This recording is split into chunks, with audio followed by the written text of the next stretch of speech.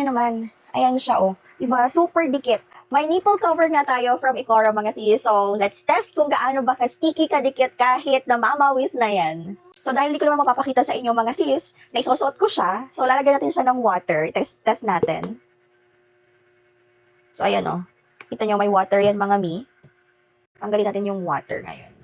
And then, so, kunwari, ito yon. So, ayan, itest natin, mga sister ko. Ayan siya. Kunwari, yan yon. Tingnan nyo naman, mga mi. Diba? Look at that. Ang dikit niya, mga sis. Kahit na gumalaw-galaw kayo dyan. Ang dikit niya, oh. Nararamdaman ko yung, ano niya, intact siya sa aking skin. Ayan siya, mga mima ko. And ang ganda niya, mga sis, kasi hindi siya super laki. Hindi kagaya ng ibang mga nipple cover dyan na super, parang nakasuot ka na nga ng bra. So, ayan, mga sis. Ayan na, ha. Diba? Super nice ito, mga mima ko, itong Ecora. And reusable ito, mga mima ko. Tingnan nyo naman. Ayan siya, oh. Diba? Super dikit. So, ito, para hindi masayang, magagamit pa natin to sa susunod. Kung naghahanap nga kayo ng nipple cover na madikit, super affordable, tapos ang ganda ng quality, mga sis, ito na nga. From Ecora, mga mima ko. Check out na!